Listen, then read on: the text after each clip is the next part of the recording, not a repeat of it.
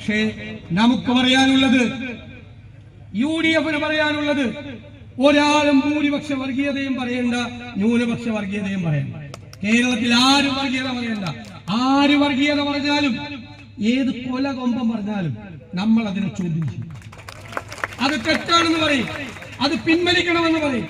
ഇനി തെരഞ്ഞെടുപ്പ് അടുത്ത് നിൽക്കുകയാണ്, ഞങ്ങളുടെ കയ്യിൽ കുറെ വോട്ട് ബാങ്ക് ഉണ്ട്, ഞങ്ങൾ വർഗീയത പറയും. വോട്ട് ബാങ്ക് ഉണ്ടെങ്കിൽ കയ്യിൽ വെച്ചാൽ മതി, വർഗീയത പറയാൻ പറയണ്ട, വർഗീയത പറയാൻ പറയണ്ട.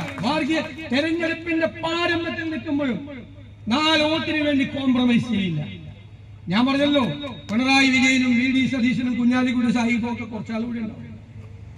പിന്നെ ഓർമ്മയാകും ഇല്ലേ? പക്ഷെ നമ്മുടെ കേരളം ഉണ്ടാകും, നമ്മുടെ കുഞ്ഞുങ്ങൾ ഇവിടെ ഉണ്ടാകും. അവര് സൗഹാർദ്ദത്തോടെ ജീവിക്കുന്നതിന് പാര വയ്ക്കാൻ ആരെങ്കിലും വന്നാൽ നമ്മൾ ജീവിച്ചിരിക്കുമ്പോ നമ്മൾ അതിന് സമ്മതിക്കില്ല. ഒരാളും വർഗീയത പറയണ്ട.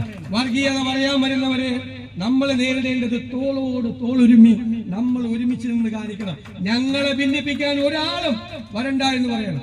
ഞാൻ കരുതുന്നത് UDFന്റെ ഈ ഉറച്ച നിലപാട് മതേതര കേരളം ഇരു കൈകളും നീട്ടി അവരുടെ ഹൃദയത്തിലേക്ക് സ്വീകരിക്കും.